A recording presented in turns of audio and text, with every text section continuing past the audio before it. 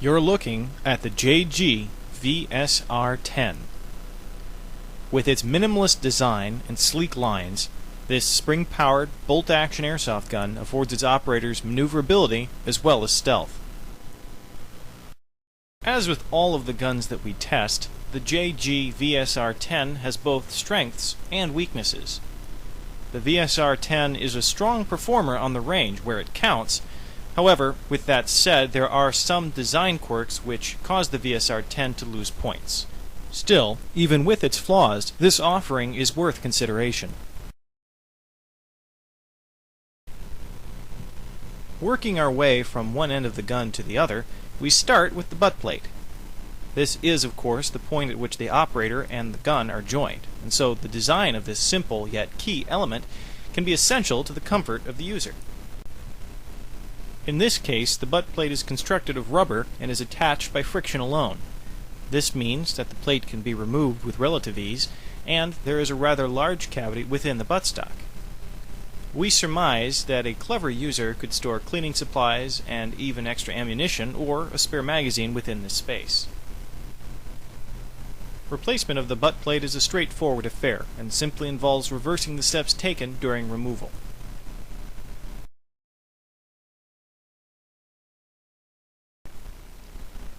There are two sling mounting positions on this gun, one located on the buttstock and one forward close to the front portion of the stock. This is the rear mount position. For purposes of our testing, we had no use for it, so as you can see, we've removed it. The stock has a nice pistol grip style shape to it, and it allows the user to maintain a comfortable grip while squeezing the trigger.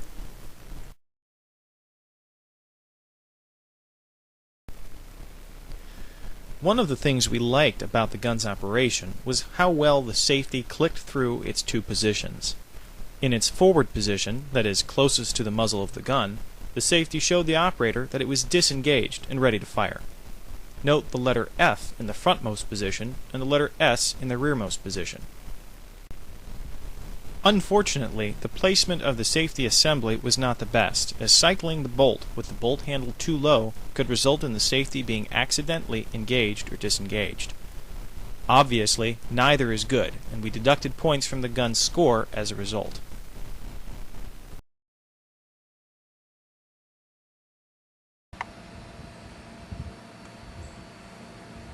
Cycling the bolt requires minimal effort, comparable to other bolt actions that we've tested that use spring power. However, you must be sure to push the bolt all the way down, otherwise you can have a lockup.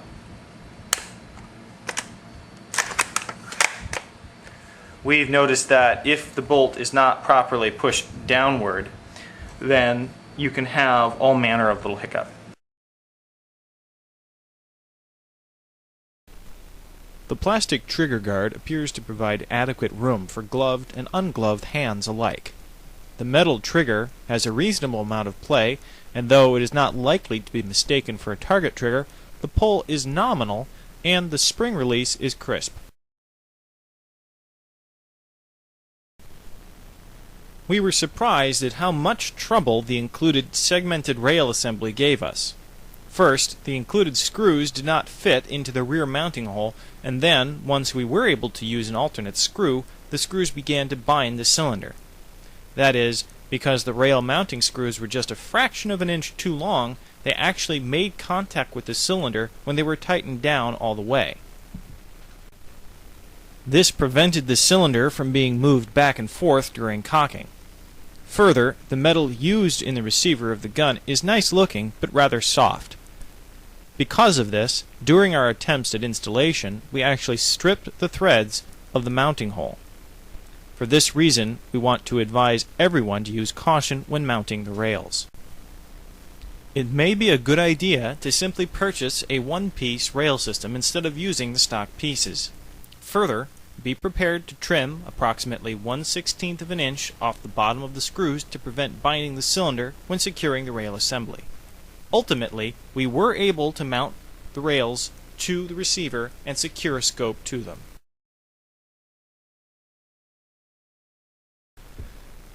The ejection port and cover on the VSR-10 are non-functional in airsoft form. That is, they obviously do not eject anything, and the bolt does not pull back to expose the top of the magazine. In fact, what appears to be a bolt is in reality the cylinder. The cylinder houses the piston and the spring, which are compressed and released to expel the air into the barrel.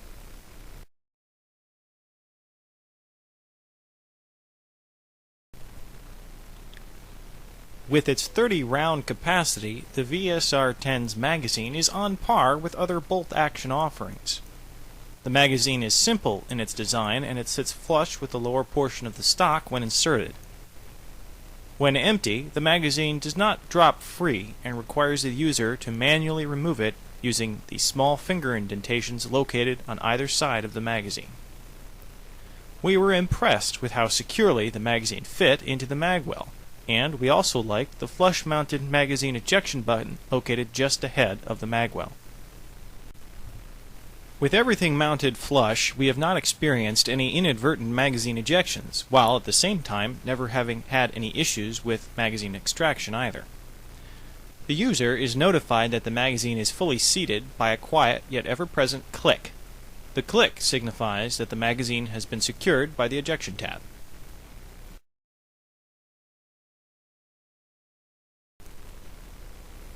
As we mentioned before, the VSR-10 has two sling mounting positions, one rearward, which we have already shown you, and the forward mounting point located at the forward portion of the lower stock.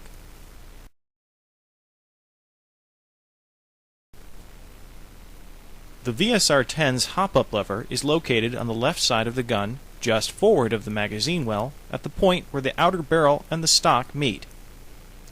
The function of the lever was straightforward, and it moved front to rear depending on the adjustment. As the lever did not stick out too far, the probability of accidentally bumping the stock seemed minimal. Further, we found that the VSR-10's hop-up was quite easy to dial in on the range.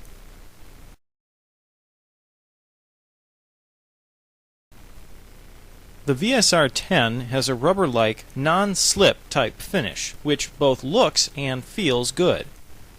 That said, our test model had some blemishes.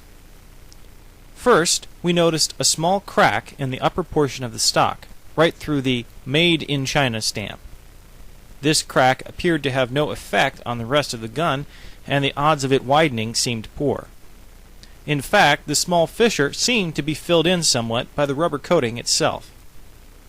Speaking of the coating, the second blemish was a minor color inconsistency in the base of the pistol grip. This too appeared to have no functional effect on the gun's performance. Likewise, the third blemish was found in the finish itself. Although again having no functional effect on the gun, certain spots on the gun were rubbing bare and appeared to be flaking slightly. When we scratched at the bald spots, the rubberized finish started to come off, much like paint. Hence, the lesson with this gun is to not scratch at the finish. Although again, this fault does not affect how well the gun shoots BBs, it did force us to deduct more points off its score.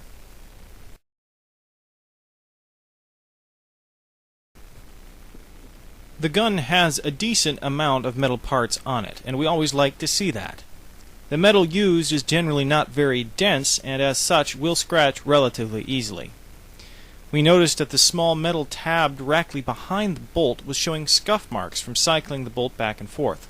Also, the top of the safety lever was also showing some wear, undoubtedly the result of the bolt striking it occasionally during cycling. Further, the metal outer barrel has suffered some smudges, but has remained surprisingly free of scratches. Additionally, the paint used on the metal is better than average, and aside from the exceptions we've just mentioned, looks uniform and seems to be holding up just fine. Finally, despite its metal content, the gun is quite light, weighing in at barely 3 pounds unloaded and without a scope. Hence, even with the metal outer barrel, this gun is still remarkably maneuverable, and we like that in any airsoft gun, let alone a sniper-style bolt-action model.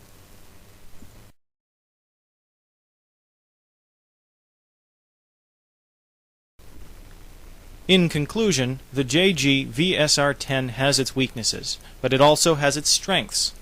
Thankfully, those weaknesses are mostly aesthetic, while the strengths are mostly functional. Once the operator learns how to smoothly operate the bolt action, the gun proves to be quite accurate and maneuverable, and we give the JG VSR-10 a C+ grade. If you asked us whether you should buy this gun, our response would be the following.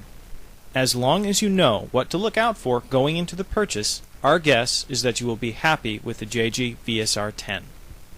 The ability to customize this gun and to make it your own lean, mean, precision BB shooting machine is only limited by your imagination, and at $100, give or take, you won't have to break the bank doing it.